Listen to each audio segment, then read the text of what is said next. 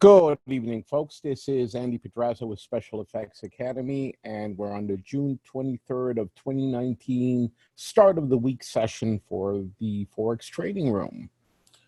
As usual, we'll start with our standard agenda. We're going to be looking at the prior week, our currency strength meter, fundamental announcements coming up this week. I'll look at the major pairs on the daily charts, any setups we see in progress, and a few words in conclusion.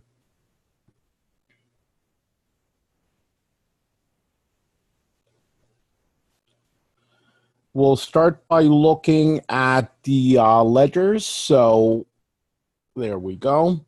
So on the screen, you're seeing the long-term ledger. No changes. We have that one trade open since the 17th of last month, and it is now at profit. That's the good news, and some of that profit is already protected. So we'll see how far it continues moving in our favor, but for now, this account has had no trades closed since we started our fiscal year in April, and indeed has only this one trade opened. We're still looking for more long-term opportunities. They are few and far between, but we'll get there. The account is now at a nice level of health since we do have that profit. And as I said, some of it is already protected. Moving on to the intermediate term account, a nice bump up this week as we closed out multiple trades at profit. They hit our trailing stops. And we've currently got 4 trades open. One is carrying a significant level of profit as we speak, the USD Swiss. The other ones are pretty much at break even right now, including the Euro Pound, which is our oldest remaining trade on this account. It has been at a loss. It has been at profit. It keeps going back and forth. We haven't caught a decent move on the Euro Pound this time around. It is the third time we've been trading it in about a month's time. We've taken a nice chunk of profit out of it, but we're waiting for that next move. The USD Swiss trade is carrying in excess of 100 pips right now, actually closer to about 150, and we've got a good chunk of that protected as well.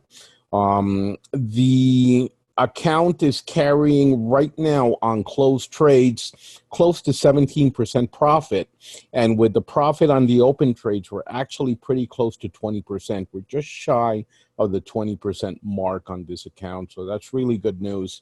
This week is the end of the month and the end of the quarter, so we will be presenting monthly and quarterly results next Sunday. So far, everything is looking fantastic. And last but not least, let's take a look at the short-term account. These are the results for last week. We opened 7 trades. We actually lost more trades than we won. We were losers on 4 trades, winners on 3, but we still had a positive performance for the week. We were up 1.47%. Unfortunately, we did have a few losing trades which weighed on that, or the profit would have been much higher. Particularly, we caught the USD Swiss, most of the USD Swiss run on this account as well, which offset the losing trades with the pound JPY. Those were the main losers. So that's where we are. Another positive week on the short term for 1.47% gains.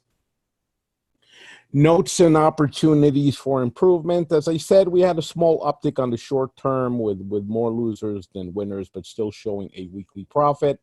On the intermediate, several trades closed at profit, giving us yet another quantum leap. We were at 9% realized gains the week before. This week, we're at almost 17, so that is a pretty nice performance. Now, those profits weren't necessarily made in 1 week, mind you. The intermediate term account does keep trades open for significant periods of time. So this is the result of opening the right trades and then letting them run until they do show a nice level of profit, while at the same time making sure we do not take too much risk.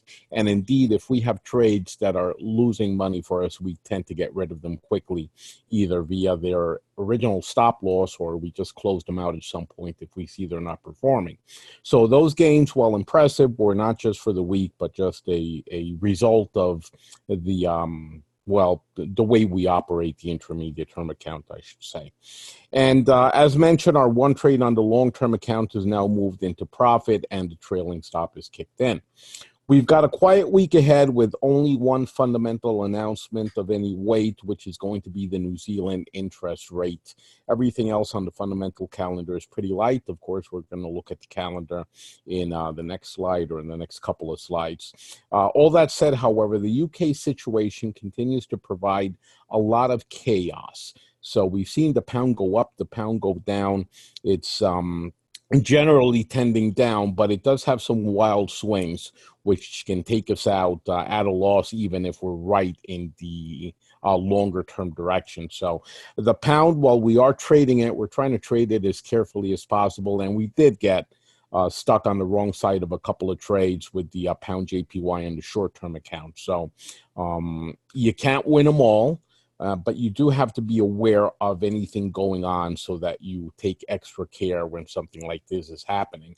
And at the same time with the UK, not only Brexit is winding down, but also they're winding down on the search for a new prime minister to replace Theresa May. There's two people left in the running right now, Boris Johnson and Jeremy Hunt.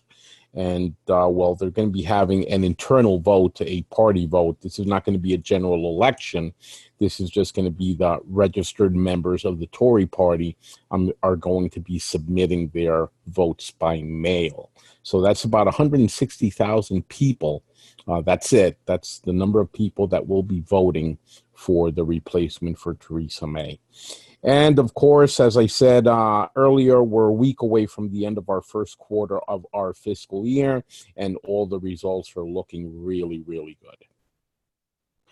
Moving on to our relative strength meter for the past 30 days and the past week, we can see the uptick in volatility. When we looked at the 30-day chart last week, volatility was at 6%. It's now at 9%. That is quite a bump in the 30-day volatility. And the same thing can be said for the weekly. We were trending at around 2-point-something% a week, and last week had us at a 4.28% movement on the Forex.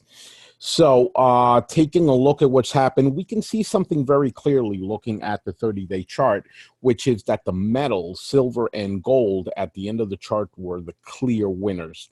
That tells us that people are starting to get nervous. When silver and gold, when the bullion metals start going up, it means people are starting to hedge against uncertainty in the markets and in everything else. So the money starts pouring into gold and silver as a hedge. That's what we've been seeing in the past month, and indeed we can see the same thing in the past week. It's exactly the same result. On the Forex itself for the month, we can see that the Aussie and the dollar have been overall losers on the 30-day.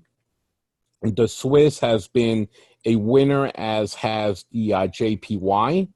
And the others are pretty much middle of the pack. They're winning against some, losing against the others. But the clear movers have been the Australian, the yen, and the dollar in the past 30 days. As regards to past week, it's been the Australian losing. Canadian, I'm going to say the Canadian has had a good week, except against the Swiss and the Kiwi. The Swiss has had the best performance of all, and we have taken most of that profit on the two accounts where we've been trading the Swiss. The euro has been middle of the pack. The pound, as I said, had a pretty decent week, gaining ground against the yen, the Aussie, and the dollar, but it did lose ground against the rest of the currencies, and indeed it was going up and down without any rhyme or reason, making it very difficult to trade. The yen lost ground this past week, excepting against the Aussie and the dollar. And the Kiwi had actually some good performance out of the Kiwi, except against the Swiss. The dollar, of course, being the overall loser for the week that just ended.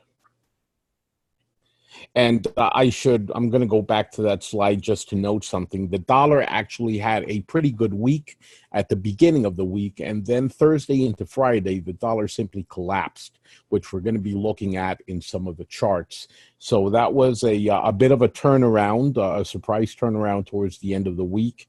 And indeed, that helped us very much with our USD Swiss trades, since they were already trading into dollar weakness, but it got a double whammy, because not only did the Swiss get stronger, but the dollar also got weaker, and most of that movement happened towards the end of the week, at least as regards to dollar. Now, again, moving on to the calendar for the week. As we can see, we've got a bunch of things happening. Inflation report hearings out of the UK. We've got a monetary policy minutes coming out of Japan, both of those happening on Monday. I won't be trading those live. Normally, I would trade the Bank of Japan announcement, but they've just been horrible at keeping to any sort of schedule, so I'm not even going to try. We'll probably trade the aftermath, since it is supposed to be happening before our 8 p.m. session. So maybe we'll pick something up there, but I'm not going to be trying to catch them keeping to a schedule this time around for anything less than an interest rate decision. On Tuesday, we have the Reserve Bank of New Zealand's interest rate decision. That's going to be happening at 10 p.m. So we're going to have a late 8 p.m. session that day. We'll open up the trading room around 9:30 p.m. instead of 8 in order to catch the interest rate decision. And then we have a bunch of GDPs and CPIs coming out of the U.S., Japan, the UK, and the Eurozone between Wednesday and Friday. I'm not going to be trading those live, but again, we may catch the aftermath of some of these in our regular trading. So a pretty light calendar for the week, but that interest rate decision out of New Zealand might prove to be something good to trade, since the Kiwi has been moving quite nicely the past couple of weeks. And with that, we're going to move into our charts. As we can see with our first one, the oil price, we are seeing oil recovering yet again. So it bottomed out around 50, and in the past week, it went up more than $7. Of course, it's nowhere near the prior high from back in April, just a couple of months back, but it is now, it does seem to have bottomed out and is looking for those higher highs. If we do see an extension here, it's going to be very interesting, because the next extension should take it all the way up to the top if we're going to see the normal ABCD behavior in one of these charts. We don't trade oil directly, but it does influence to some degree, less these days than before, but it does influence the Canadian dollar. So we'll be keeping a close eye on this. And now moving on to the euro dollar, and here you can clearly see what happened Thursday and Friday with the euro against the dollar. It just burst out completely. We have a breakout, and it did break the prior high, and it is still going up, or it was as of Friday close of market. I'd be very interested to see what it starts doing in the next 12 to 24 hours, and if we do see it continuing to move in that direction, we'll certainly be trading it. Pound dollar, we saw somewhat of the same. And again, this is not the pound moving as much as it is the dollar getting weaker. So that's what we really saw towards the end of the week, was just the collapse of the dollar. And a few pairs benefited from that and moved quite briskly. I would not trade the I would not trade the pound dollar up unless I'm a lot more convinced, which means probably a break of the Ichimoku cloud before I think this is going to be doing a reversal.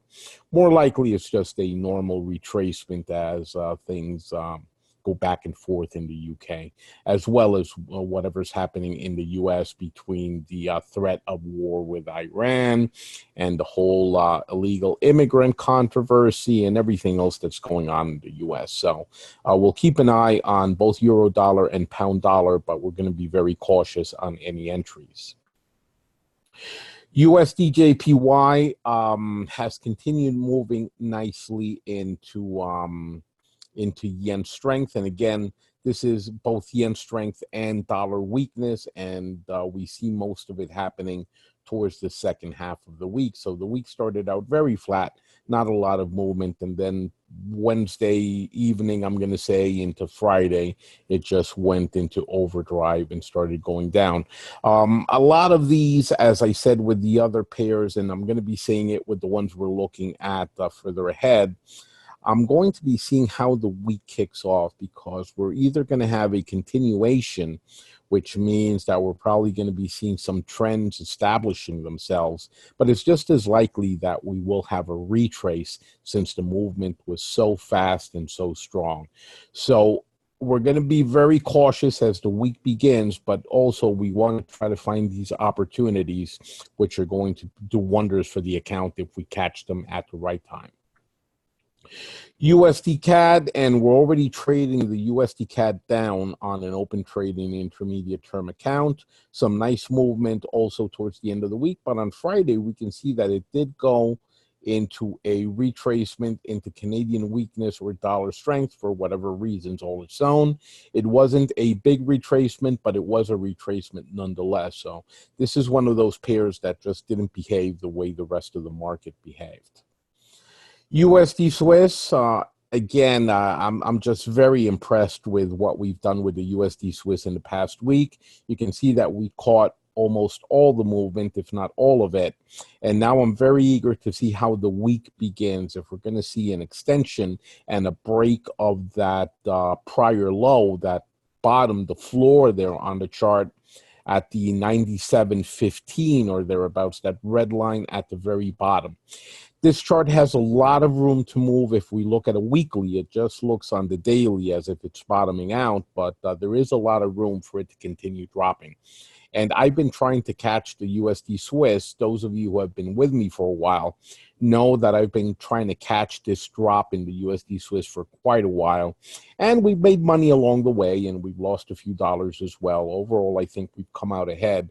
But this is what we've been waiting for quite a while, especially if it does break the bottom there on the daily chart. Aussie dollar, this is another one of those that didn't behave as strongly as the other dollar pairs. So while it did go into US dollar weakness, it didn't move as far as any of the others, didn't even come close to the trend line, didn't even break into the Ichimoku cloud. So that tells us how weak the Australian dollar is, that even with the collapse of the dollar last week, this one didn't move much. So again, we'll have to see whether it does wake up and whether we can trade it. But for now, I'm going to say that this is an observe and wait kind of chart until it does break out of that wedge it's in, either dropping below the 68.50 or breaking into the Ichimoku cloud towards the top. So either one of those would be a signal for me to trade it, but right now it's in no man's land. Kiwi dollar, again, a good week for the Kiwi, helped, of course, by the dollar weakness, and we are trading this one in that direction. So we are long on the Kiwi dollar. We're not carrying a whole lot of profit. It hasn't moved much since our entry, but it did start to cross the Ichimoku cloud, which prompted the long. It hasn't, as I said, it hasn't moved much, and indeed there's every chance that it will start going in the opposite direction, which will get out very quickly from that trade. But eventually it's going to have to start breaking towards the top, and much like that USD Swiss, which we were very patient on, I'm also going to try to catch the big move towards the top if and when it happens. Aussie Canadian, this is our long-term trade, and we can see how nicely it's evolved. We got in very close to that red line at the 92.70. I forget what our entry was. I'd have to go back and check the ledger. And we can see that it then quickly started going against us to the tune of about 120 pips at the highest point. And then these last 2 or 3 weeks, it's just been heading towards the bottom, finally broke the prior low, bounced off that bottom on the chart. It's just amazing how these trend lines and support resistance work like almost like magnets and almost like magic. There's no reason for things to be that way, but they do tend to work out more often than not. So on Friday, it bounced off the bottom level of support. And now as the week begins, we're going to have to see whether it has the strength to continue going down, breaking that support and looking for the lower lows. So time will tell. For now, we do have some profit on that trade, and a chunk of it is already protected. So at the very least, that trade can no longer be a loser. Euro Swiss, and we also caught, this was one of the trades that we caught and exited on the intermediate term account. So we caught most of that drop. When it bounced on Thursday into Friday, it hit our trailing stop and took us out with a very decent chunk of profit.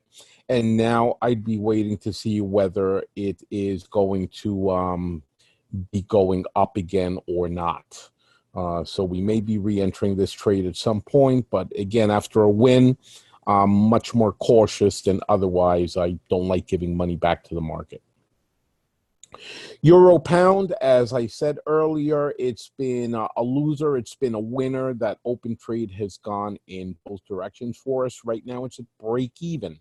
So we're waiting to see if it does have the strength to give us the higher highs that we need, and for it to head towards the top of the chart, the ceiling you see there at the 0.9115, which is very close to our take profit on this third entry. We've caught most of that bullish move already, and we're just trying to squeeze out a few dregs more out of it. It is looking good, however, from a fundamental perspective, as well from a technical one. It seems to be heading towards the top, and we're going to be continuing in that trade until either we get taken out via a stop loss or adjusted stop, or it does hit our limit at the top of the chart. Euro JPY continues being flat, though it has had some movement. It's breaking in and out of that wedge. Currently, it's just living there at the bottom. It's at the level of the cloud in the future. I would like it to break that 120.75 line, which is the prior low level of support there. But it is not my favorite pair to trade these days because it's just being very slow, very sluggish. But of course, that may change at any moment. So I always keep an eye on these pairs and see if we get a good opportunity. But it has been sideways probably since sometime in April. Euro Canadian, this is another one that just went into reverse for whatever reason. The Canadian was having a good week against the euro. We can see it dropping nicely Tuesday, Wednesday, Thursday. And then on Friday, it retraced all the way back to where it had started with the week. So a completely flat week for no good reason at all, other than I guess the market wanted it to go back. I had said that if it broke the level of support at the 148.70 and stayed below, I would trade it. It didn't. It bounced off of it and started going up again. So another one I'll be keeping a close eye on, because that sort of movement is probably going to have a retrace early in the week back towards another test of the bottom there. So we'll see if we can pick up some short-term gains on that. Pound JPY, this was the one that faked us out. Very, very small levels of loss. It was the short-term account. So it was, well, it was 100 pips because we were trading twice the lot size that we normally do. But again, it didn't move much. In essence, it was flat, but it was very whiplashy, and it went up and down pretty much on the same day, just clobbering us. But again, we made out well for the week thanks to gains in other trades. But this is another one that I'm going to be keeping a close eye on, because I do think that it is going to revisit the low at the 131.80, and that is a good 500 pips away. And well, you guys know me, I love 500 pips in one go, so this is a perfect candidate for that. Aussie JPY, we took some profit on the most recent drop a week or two back. This week was very flat, so really didn't give us anything. And indeed, the Aussie was very quiet for most of the week. So another one we'll be observing, but until it does something, we won't be trying to trade it. Euro New Zealand also pretty sideways with swings. So it dropped a lot, went up a lot in the same week, and didn't give us a new high, didn't give us a new low. So it's just tracking sideways right now, and we would be waiting for it to break out in either direction for us to trade it again. This is another one where we've taken some nice profit in the recent past, but we're just waiting for the next move in either direction. We don't care. Pound Canadian, some nice drop on the Pound Canadian for the week. Again, undone on Friday. On Friday, it went into retracement mode. Didn't undo the gains of the week, but came pretty close. We didn't trade this one, so we weren't caught in this, mainly because it was so close to the prior bottom that I really didn't see a whole lot of opportunity here. And, well, I guess in this case, I was right. So we'll continue looking at this one, but again, in no rush to be trading it. And the pound Swiss, this is one that if it does stay underneath that level of support, it's right below right now. So we have to see how the week starts. Given the Swiss strength that we've seen in the past couple of weeks, indeed, in this case, in the past more than a month, this is still a good short. Now, we've taken a big chunk of profit, and I think we've actually taken profit multiple times on this trade ever since it broke the trend line very near the top. So that was our trigger to enter. We've been in and out of it, getting out as it retraces, getting back in as it continues, and we're now waiting for our next trigger to enter this trade. I still think that if we see the situation in the UK evolve the way it looks to be evolving, the pound is going to weaken. We already know that the Swiss is gaining strength, making this one of the really good pairs to trade, since it is a combination, or will be a combination, of a weakening currency against a strengthening currency. Those are the ones you want to catch because they're going to be moving twice as fast as the rest of the market. And that brings us to the end of our charts for this start of the week session. A few conclusions here on what we've been seeing. UK, the pound pairs, they did show some strength this week, but I'm not sure that it is anything significant. Could just be a normal retrace, and they were minor compared to the recent moves.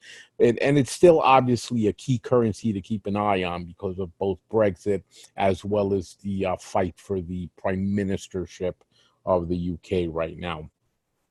Switzerland, I'm underplaying it here. I'm really excited about the Swiss franc, but basically that single line pretty much describes it. The Swiss is finally breaking out. So we want to see if that's going to continue and continue trading it in that direction. The Canadian continues sideways and bouncy. Oil is recovering, as we saw in that first chart, which means that the CAD should be recovering as well, yet it's not. So again, it's very disconnected right now from oil price for whatever reason. And it could be some of the concerns about the Iran situation and this, that, and the other, but it's not behaving as it normally does, which means we need to be extra careful trading the Canadian. I'm not going to be trying to trade it fundamentally so much as technically, and just paying attention to what happens in the charts. The USD pairs, of course, the USD has weakened significantly. We saw what happened towards the end of last week, and it could be to the point that we might be seeing the beginning of a trend. The dollar has been very strong, much stronger than anybody could have expected, and that's been going on for quite a while. I'm going to say more than a year, and it's probably we're overdue for a correction. When that correction happens, of course, is anyone's guess. We're not trying to predict the markets here, but we do try to latch on to better opportunities and higher probabilities. I would say that there is a very good chance that the dollar is going to weaken significantly for whatever reason at some point in the very near future. And we're going to be trying to latch on to those trades if and when they happen. Again, not trying to predict, but we do need to be ready for anything like this to happen. And last but not least, the euro pairs. The euro is starting to show a little bit of backbone, and we've seen that happen, especially against the dollar and the pound. The question is it going to continue? Of course, the euro is going to be affected by Brexit. It doesn't look like Brexit is going to be back down. So it's going to happen regardless of what anyone wants. This will affect the Europeans. The European banking sector is also in a little bit of turmoil, which we don't really cover on the Forex side, but I am very aware of it as I trade some of the European bank stocks via options. I do some options trading as well as Forex. So I'm very aware of what's going on in their banking sector over there. And all that is adding uncertainty to the euro. But at the same time, there's multiple things that are adding a little bit of strength to the euro, which has made it a very tough currency to trade as it is going in both directions, depending on what day you look. At some point, however, the market is going to pick a direction, and a lot of these currencies are overdue for either a correction or a continuation or a retracement or whatever you want to call it, especially when we're looking at longer time periods. So daily and weekly charts, we can clearly see that either they're overextended or they've just been flat for too long, and it's now time for a breakout. So again, keep an eye on them. Don't necessarily trade them until we see some sort of movement happening. But these are the currencies of interest for me for the coming week. And a few words in parting here, and this is something I usually try to put my parting words as a result of conversations I've had with other traders or students or people in general, and it is the fear of loss. I had a conversation with somebody, and the fear of loss was a big component of what I was hearing from that person. And really, when trading in any market, you cannot let the fear of loss overwhelm you. That doesn't mean that you're going to be looking for losses or not care or anything like that. But if you let the fear of losing be your driving principle, you're not going to win. You're going to be too worried about the losses to actually take profits. And in the market, you are going to lose. Let me make that clear. You're going to have losing trades. You're going to have losing periods of time.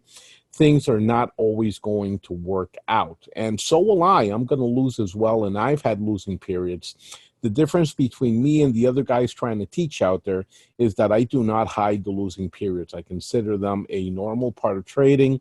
If I'm down 10% in a week, I'll let you all know. I'll show you my ledger. You can actually look at my ledger at any point in time. And you can click on the historical tab on any of the ledgers, and you can see that I've had losing periods. That is normal.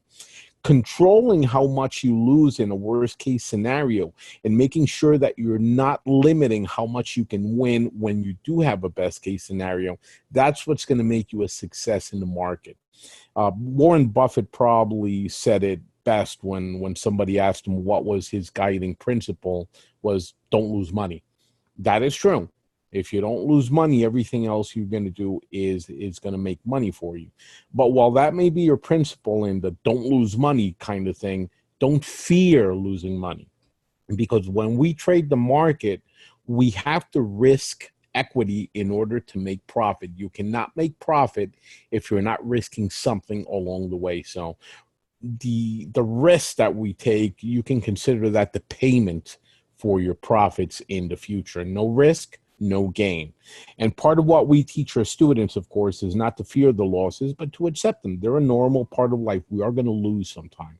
If you're not risking money, you cannot make money. And if you're afraid of losing money, get a job. You're going to be paid every couple of weeks or every month or whatever, or stay in your job if you have a job.